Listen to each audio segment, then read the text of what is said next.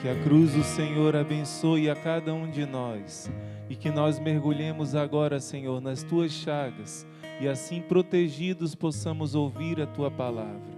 A cruz sagrada seja minha luz, não seja o dragão meu guia. Retira-te, Satanás, nunca me aconselhes coisas vãs. É mal que tu me ofereces, bebe tu mesmo dos teus venenos. Ó Maria concebida sem pecado, rogai por nós que recorremos a vós. permiti que vos louve, ó Virgem Sagrada, Dai-me força contra os vossos inimigos. E a palavra de Deus é eficaz como a espada de dois gumes. E a palavra de Deus, ela cria algo em nós. A mesma palavra que no início criou o universo, quando Deus disse faça-se e tudo passou a existir. Essa palavra, quando é pronunciada na sua vida, ela gera esperança, ela gera vida. Quando Deus diz faça-se, e você tem uma experiência viva com a palavra viva de Deus, algo em você renasce. Deus cria algo novo. Deus faz um milagre. Deus faz uma nova criação quando nós ouvimos e acolhemos a palavra. A palavra se faz carne em nós, porque o próprio Cristo está em nós. Quando nós nos abrimos a Ele, Ele realiza o impossível. Por isso, hoje o Senhor quer te mostrar como vencer o adultério. Deus quer te dizer hoje, com a sua palavra, que é possível sim vencer o adultério. É possível sim. Nós acreditamos num Deus de milagres. E o milagre, para acontecer, ele precisa ser pedido, ele precisa ser clamado, em jejuns e lágrimas, em perseverança e persistência. Jesus fala em Lucas capítulo 18, uma viúva pedia a um juiz que era mau, que não temia a Deus, que ele fizesse justiça a ela. Mas esse homem a rejeitava, não ouvia o que ela dizia, mas ela insistiu tanto, insistiu, persistiu, foi perseverante, que este homem disse, vou atender a esta mulher, para ela parar de me incomodar, para que ela não venha me agredir, eu vou atender, vou fazer justiça a ela. E Jesus diz, vocês ouviram que disse esse juiz perverso? Vocês ouviram que esse homem malvado disse? Será que Deus não está ouvindo os seus filhos que clamam perseverantes em jejuns, lágrimas, orações, dia e noite, mesmo que seja necessário esperar? Você acha que Deus não participa da sua dor? Deus não é indiferente à sua dor. E a primeira palavra que Ele diz é que existe solução sim para a traição, para o adultério, para as feridas mais profundas da nossa família. E pessoas que dizem assim, a taça quebrou, irmão. E a taça de cristal, depois de quebrada, não pode ser colada, não pode ser restaurada. Olha aqui a taça que quebrou. Jesus venceu a morte. Jesus se quebrou no nosso lugar. Jesus deu a vida no nosso lugar para transformar a nossa morte em ressurreição. Primeira coisa eu quero te dizer, que a palavra de Deus nos ensina que todos nós somos traidores, todos nós somos pecadores. Para começo de conversa, Deus quer ensinar o seu povo a caminhar na humildade. São Paulo vai dizer em Romanos 3, todos pecaram, estão destituídos da glória de Deus. Todos estão manchados por uma malícia, por uma maldade. E a traição, quando ela acontece, quando ela se exterioriza, ela manifesta algo que dentro já estava sendo trabalhado há muito tempo. Dentro existe uma influência, uma inclinação para o egoísmo, para o pecado já há muito tempo. E é uma palavra muito forte, meus irmãos. Mas Jesus vai dizer, se você quiser anotar, em Mateus 12, 34, em Mateus 16, 4, em outras passagens também em Marcos, o Senhor vai dizer, essa geração é adúltera. Essa geração é perversa e adúltera. Jesus está dizendo que todo o povo, e Jesus fala no feminino, adúltera. Porque o Deus chama o seu povo de sua amada, a sua esposa, a virgem filha de Sião, quer dizer, o povo escolhido de Deus, foi escolhido como uma esposa para o seu esposo. E essa esposa tem sido adúltera. É dos lábios de Jesus que nós ouvimos isso, dizendo que essa geração, no tempo dele, imagina hoje, meus irmãos, essa geração é uma geração má e adúltera. Apocalipse capítulo 12, vai dizer, capítulo 17, perdão, versículo 2, vai dizer que todos beberam da taça, do vinho, do adultério. Algumas Bíblias trazem tradução da prostituição, da luxúria, da imoralidade, da fornicação. Mas a Bíblia está dizendo em Apocalipse 17, 2, todos, fala da grande prostituta, que representa este mundo, que representa a Babilônia antiga, que hoje é todo o mundo, essa coisa mundana, essa ideia, pensamentos mundanos, sentimentos mundanos, modo de falar mundano, modo de pensar mundano, modo de vestir mundano, modo de namorar mundano, modo de viver o casamento mundano. A Santa Jacinta, aquela menina de 7 aninhos que viu Nossa Senhora e depois morreu com 9 aninhos, ela ouviu Nossa Senhora dizer que muitos matrimônios não são do agrado de Deus. Me desculpe dizer, mas muitos se relacionam um com os outros no matrimônio, como veem nos filmes pornográficos, mais semelhante aos animais do que a humanos, menos ainda cristãos. Muitos casamentos não são do agrado de Deus. Tem gente que pensa, basta eu me casar, então não existe pecado, não é?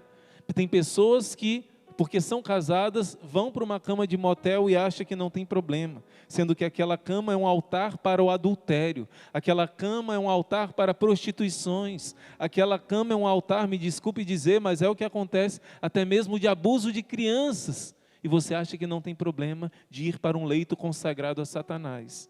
E muitos casais começaram a se destruir numa pequena visita a um motel. A sua cama é um leito sagrado, diz a carta de São Paulo aos Hebreus. E ele diz, Deus julgará os adúlteros, porque o leito é sagrado. É onde Deus faz gerar a vida. E Deus diz através de Nossa Senhora e de Santa Jacinta, muitos casamentos não são do agrado de Deus. Muitos não vão para o motel, mas trazem o motel para dentro da sua casa. Quando pegam filmes pornográficos para poder ajudar a ter uma relação boa, pega parte com o inimigo de Deus. E muitas vezes você não entendeu que foi ali quando você trouxe o motel para dentro da sua casa, que o espírito de adultério começou a destruir, a minar a sua família. O Apocalipse 17, 2 está dizendo que a grande prostituta, com o vinho da sua prostituição, deixou bêbados, inebriados, todos os habitantes da terra. São João da Cruz vai explicar, não teve um sequer que não bebeu desse vinho. Claro, com exceção do novo Adão e da nova Eva, que vieram assumir a dor desse nosso pecado, que foi Jesus e Maria. Jesus porque é Deus imaculado, que nasceu da imaculada e puríssima carne da Virgem Maria, que foi preservada pelos méritos da paixão de Cristo. Fora Jesus e Maria, gente, todos nós nascemos manchados por este vinho da paixão egoísta, do prazer egoísta. Todos nós bebemos deste vinho do adultério, diz a palavra de Deus. E ainda, em Tiago capítulo 4, eu não consegui marcar antes, mas eu abro rapidinho aqui, com a graça de Deus para vocês. Tiago, capítulo 4, versículo 4, está escrito assim. De onde vêm as lutas? Vou começar a ler do versículo 1. De onde vêm as brigas, lutas, contendas entre vós? E olha aí, trazendo para os casais, qual é a fonte dessas brigas, dessa discórdia? Não vem ela das vossas paixões que combatem contra os vossos membros?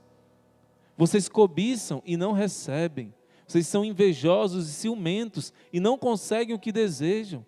Litigais e fazeis guerras e não obtendes porque não pedis a Deus. Pedis sim e não recebeis porque pedis mal para satisfazer as vossas paixões. Em outra passagem, Timóteo, o Senhor vai dizer através de São Paulo, aquelas mulheres que vivem para os prazeres carnais já estão mortas, e isso se atribui a mulheres e homens.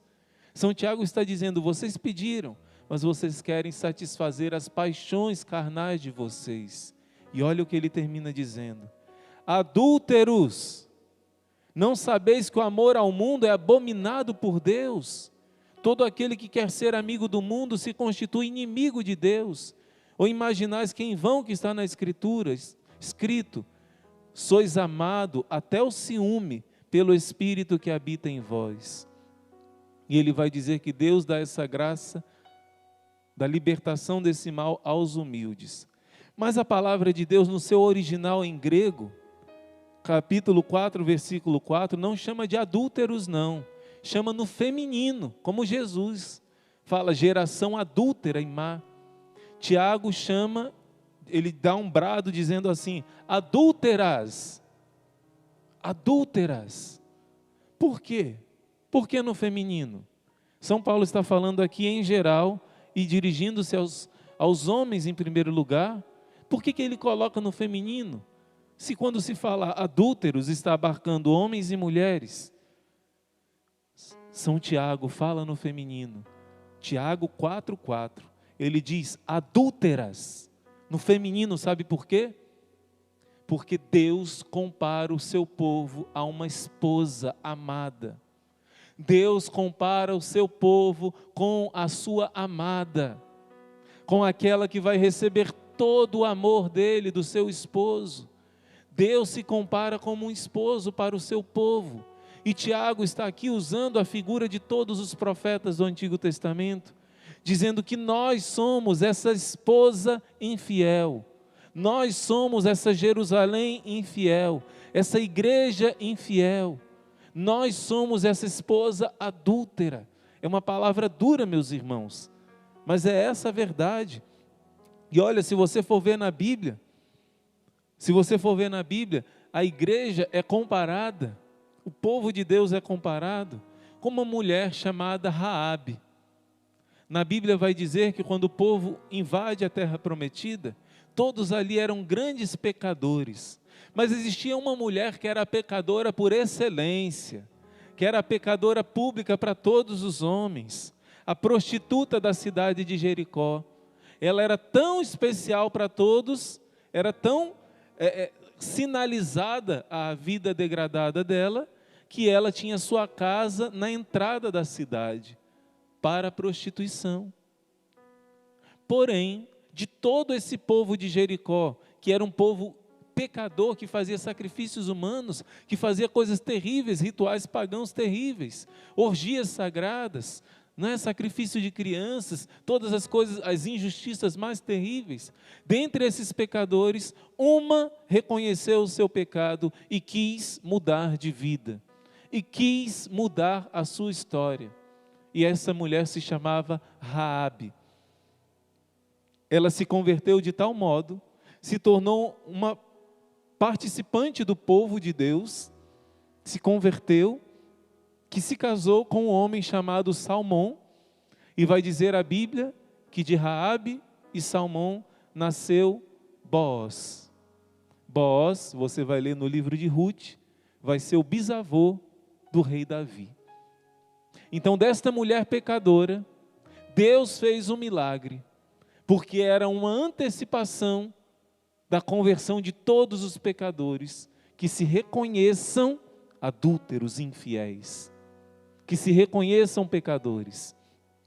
Tanto que o sinal que foi dado pela prostituta Raabe, para que ela não fosse morta, ela deixou uma fita vermelha, da sua janela, ela deixou ali uma fita vermelha que representava, foi o sinal escolhido por eles, já era uma prefiguração do sangue do Cordeiro, que daria a vida por nós pecadores, por nós a esposa adúltera, a esposa infiel. E meus irmãos, Quando eu falo do arrependimento que salvou essa prostituta Raabe, eu não estou dizendo que o pecado do adultério, o pecado da prostituição não seja grave, não. Ah, mas eu tenho arrependimento, mas tem que ter reparação. Olha, era um pecado tão grave aos olhos de Deus o adultério, que quando uma pessoa cometesse o adultério, tanto o homem quanto a mulher, o castigo era a morte. O pecado é tão grave que levava à morte. Se alguém fosse pego em adultério, tanto o homem como a mulher seriam apedrejados por todo o povo até a morte. Essa é a lei dada por Moisés, a lei de Deus dada por Moisés, para que todos entendessem que o pecado mortal, o pecado levava à morte, e todos rejeitassem a gravidade desse pecado. Tanto que numa ocasião, os fariseus trazem a Jesus uma mulher que foi pega no meio do adultério. Provavelmente esses homens armaram uma emboscada, porque sabiam que esta mulher já era fraca, já talvez caísse nesse pecado, se informaram e conseguiram pegar a mulher na hora do ato. Provavelmente tudo combinado, porque o homem conseguiu fugir e veio, pegaram, arrastaram essa mulher talvez nua, seminua. No momento do adultério, eles arrastaram a presença de Jesus, humilhada, diante do seu pecado, diante da sua traição.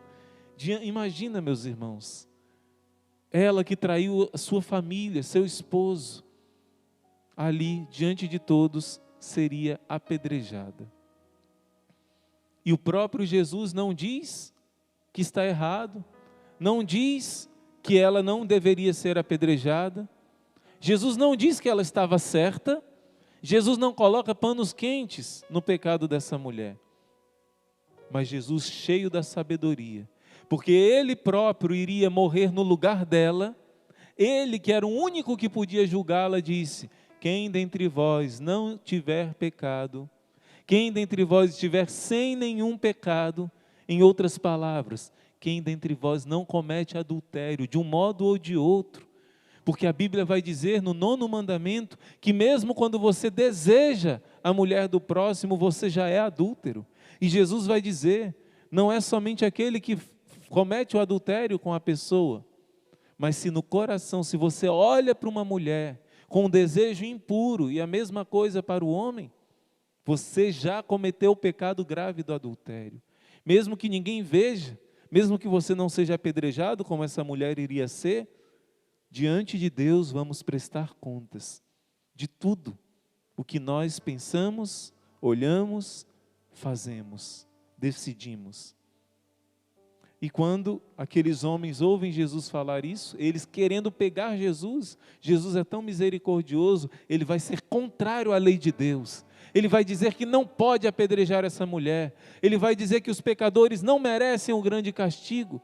Mesmo o pecado gravíssimo do adultério, ele vai tentar defender a mulher e ele vai contra a lei de Deus. Mas Jesus não foi contra a lei de Deus. Ele só disse, tudo bem, ela merece o adultério. Podem jogar, quem não tiver pecado começa. E ele que conhecia o pecado de cada um envergonhado foi saindo. E Jesus disse, mulher, cadê aqueles que te condenaram? Ninguém conseguiu te condenar? Ninguém tinha idoneidade, santidade, pureza suficiente para te apontar? Pois nem eu te condeno, mesmo que você mereça, mesmo que você realmente tenha pecado. É como se Jesus dissesse, filha, eu vim para poder te dar uma nova chance, eu vou pagar o que você precisa pagar, mas eu te peço, por favor, rejeita essa pior desgraça que existe na tua vida, que é o vício do pecado. Não traia mais a sua família, não traia mais o teu Deus, que é o esposo da tua alma, que te criou para ir para o céu e não para o inferno, porque se você continuar nesse caminho, o inferno existe, minha filha.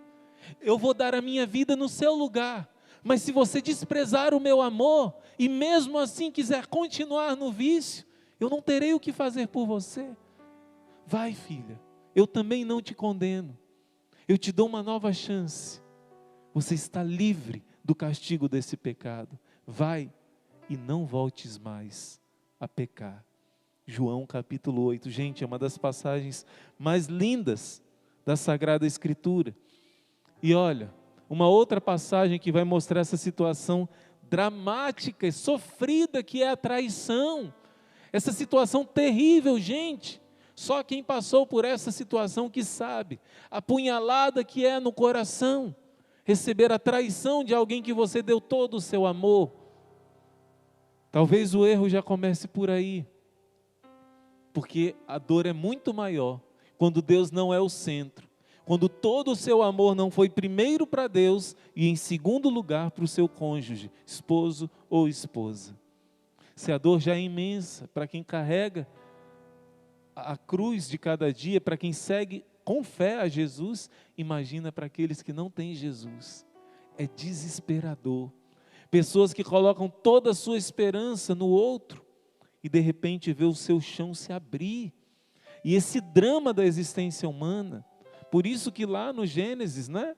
Lá no Gênesis acontece essa desgraça do pecado, e lá nas bodas de Caná, o Senhor transforma essa água em vinho, representa o casal inicial, que perdeu o vinho da alegria. Jesus vem trazer o restauro para os casamentos que estão rachados, que parecem não ter solução. E olha só, gente, olha só, na passagem bíblica, anota aí, de Oséias, todo o livro de Oséias, mas especialmente no início e no capítulo 2, você vai ver que esta mulher está dominada por um demônio de luxúria, o demônio da carne. E Deus vai dizer assim: o meu povo é a minha esposa, mas o meu povo vive em adultério. E eu poderia romper com o meu povo. O que deveria ser feito? A minha esposa deveria ser apedrejada até a morte. Porém, Deus diz para Oséias, o seu profeta: se case com esta mulher. Gomer era uma prostituta, porque eu me casei com uma prostituta também, pois o meu povo é assim. E Oséias se casa com essa prostituta. E ela, que era viciada no pecado, não se controla, é dominada por esse espírito de adultério e vai trair o seu esposo. E vai trair o seu esposo. E ele vai tentar castigá-la para ver se ela melhora. E ele não consegue mudar, porque ela não consegue mudar. Ela está dominada por um espírito de malícia, de luxúria, de vício. E muitas vezes nas nossas famílias existem pessoas assim. E às vezes são os filhos que já estão dominados por um espírito de pornografia, que já estão vivendo como se fossem casados, com um, com outro, que já estão vivendo sem Deus, uma sexualidade que leva à escravidão.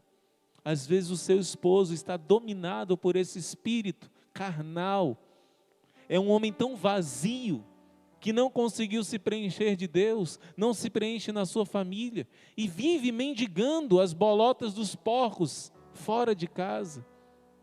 Talvez seja a mulher, aquela que gera a vida, que tenha caído nos braços do adultério, e passou a gerar a morte para a sua casa. A mulher que é o coração da família. O inimigo conseguiu enfiar um punhal no coração de muitas famílias, quando a própria mulher se decide pelo adultério. Às vezes, um se vinga do outro com o adultério. E nessa situação de domínio, Deus diz para Oséias que ele vai fazer um milagre. Oséias capítulo 3, versículo 1, diz assim: você ama de novo uma esposa que foi infiel? Você ama de novo uma esposa que se volta para outros amantes? Pois é assim que eu amo o meu povo. Deus vai dizer assim, não pense que fica sem correção não, mas Deus vai dizer assim: já que ela não tem jeito, já que a minha esposa não tem como mudar, eu mesmo vou fazer um milagre para mudá-la. Eu quero te explicar o que significa o nome do nosso instituto. O nome Hesed, sabe o que significa o nome Hesed? Significa um amor tão fiel, um amor como a rocha, um amor fiel a todo custo, uma aliança de amor. Mas quando do outro lado esse amor foi infiel, Deus poderia, por justiça, porque a lei diz para apedrejar até a morte quem foi adúltera. Deus poderia rejeitar a esposa, mas a palavra hesed significa um amor tão fiel, que mais do que ser fiel a ela, a esposa, ele é fiel ao amor que ele tem por ela, ele é fiel à sua bondade, à sua misericórdia, ele é fiel ao seu amor por ela, e por isso sabe o que ele faz? Ele mesmo vai transformar essa mulher, adúltera e prostituta, em uma virgem. É o que diz Oséias capítulo 2, versículo 26. Eu me unirei a ti, mas eu me unirei a ti na justiça, me unirei a ti no amor, na ternura, e tu conhecerás o Senhor. Tu não sentirás mais desejos pelos outros deuses, porque eu vou criar obra nova, eu vou fazer algo novo em você.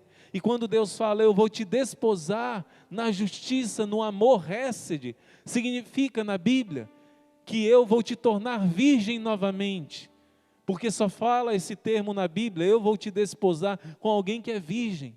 Ele está falando de umas novas núpcias, ele está falando que vai restaurar essa pessoa destruída pelo adultério. Isso significa o amor hesed. E sabe como que Deus faz isso? Deus é o esposo, o povo é a esposa infiel. Sabe o que Deus faz? Ele manda o seu único filho igual a ele, seu filho unigênito, para que o seu filho se torne um de nós, para que o seu filho represente este povo que é a esposa infiel. E pela primeira vez na história, alguém é fiel, alguém não quebra aliança, alguém não comete o adultério, e eu estou falando adultério aqui no sentido amplo de pecado. E por isso Jesus diz, este é o sangue da nova e eterna aliança. Essa aliança não será quebrada, porque eu nunca traí o meu Pai. Pela primeira vez um ser humano não cometeu nenhum adultério, no sentido amplo de pecado, de traição de Deus. Por isso aqueles que estão em Jesus, recebem essa reconstrução, recebem essa virginização, se tornam virgem de novo, quando se deixam lavar pelo sangue do Cordeiro. Gente, isso é um mistério tão grande, mas que para Jesus pudesse dar a vida para restaurar a nossa traição, restaurar o nosso adultério, sabe o que precisou acontecer? Antes de Jesus dar a sua vida por nós, eu quero comparar agora uma situação que tem muito a ver com a sua. Um homem chamado José amava apaixonadamente a sua esposa. E os dois eram tão puros e castos, que já em previsão, em reparação até do pecado original, em espírito de sacrifício e amor, em sacrifício pelo Messias que viria, os dois se decidiram viver como irmãos, José e Maria.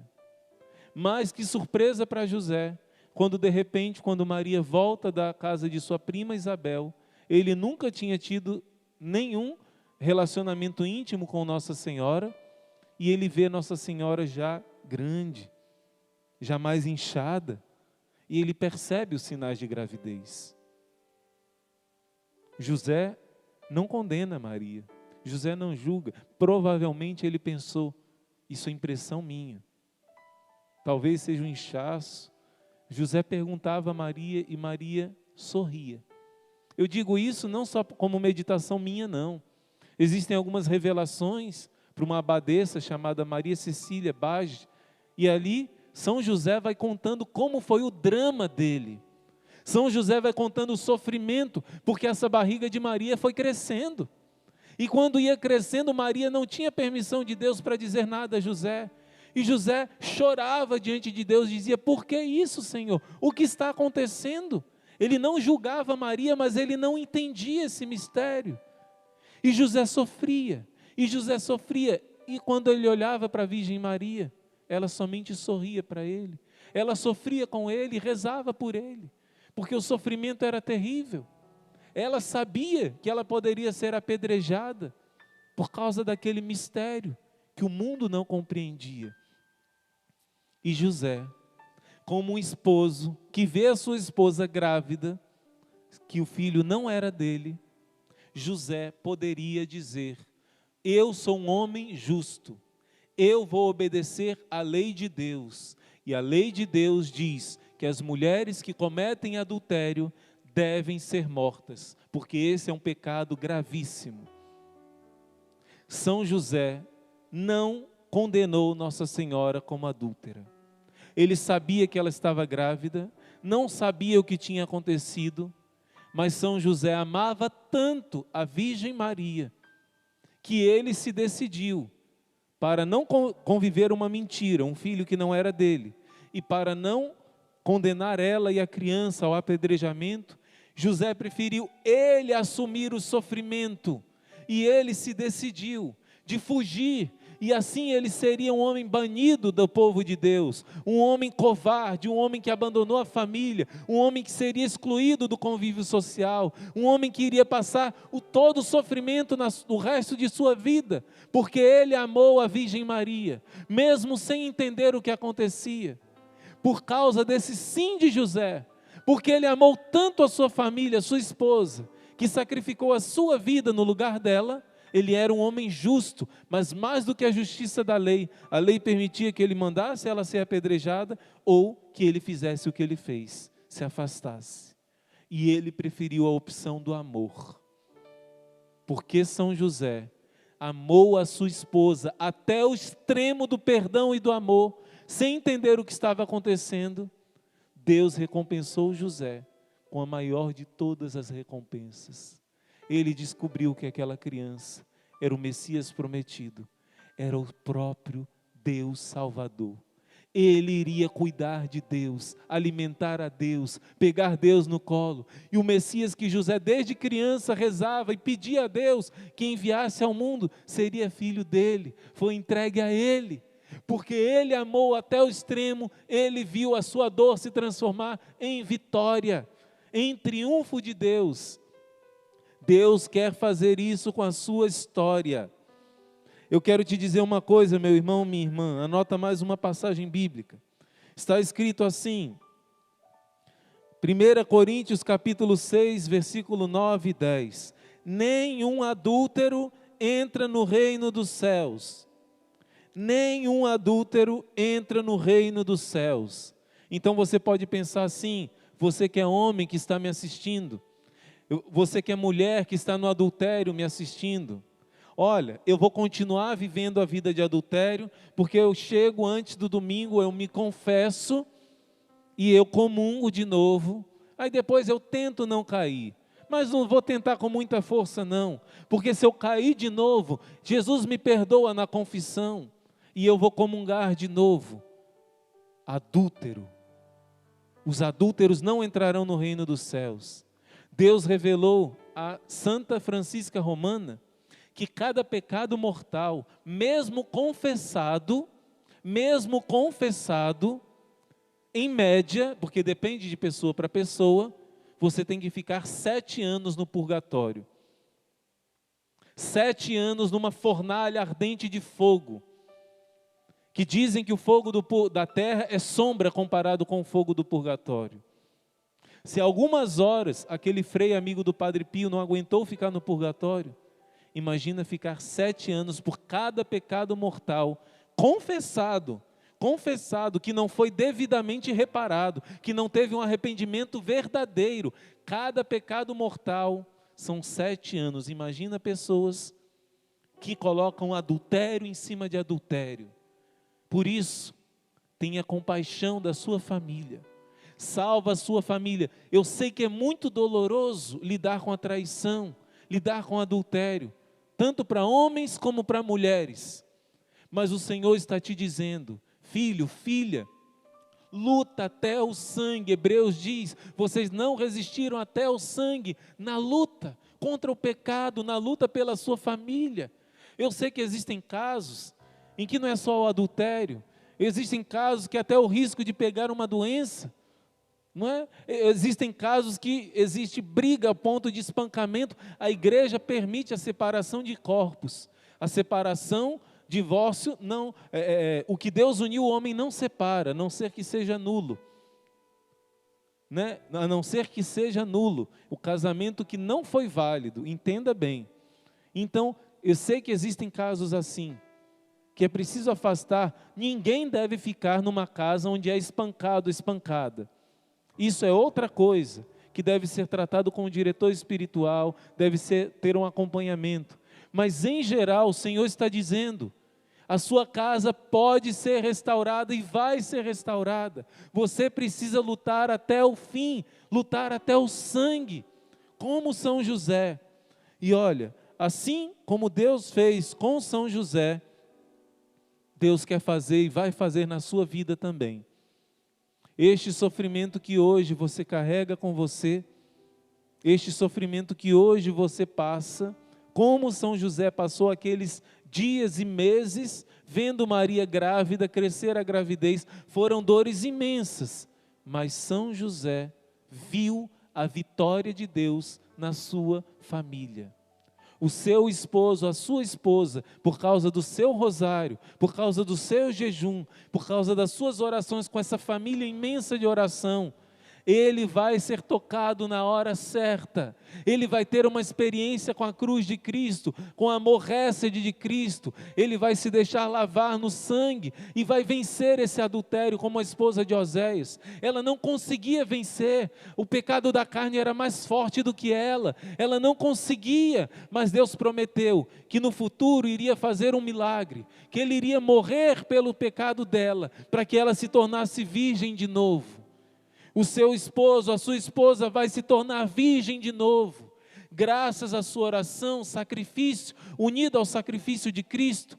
Um dia, o seu esposo, a sua esposa que está no erro, no vício do adultério, vai olhar para esse Jesus crucificado, como Maria Madalena, e vai entender, fui eu que fiz tudo isso com ele.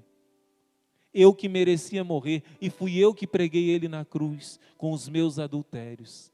E o arrependimento vai ser tão profundo, as lágrimas serão tão sinceras, e o sangue de Jesus a se derramar na sua cabeça, no seu coração, serão tão fortes, que o Senhor vai operar como que uma virginização novamente, no seu esposo, na sua esposa. Se você é um homem de fé, se você é uma mulher de fé, e você acredita que o seu sofrimento vai se transformar em um troféu, em alegria, você persevera. Se você tem fé verdadeira, você persevera até o fim, porque a sua missão é a sua família.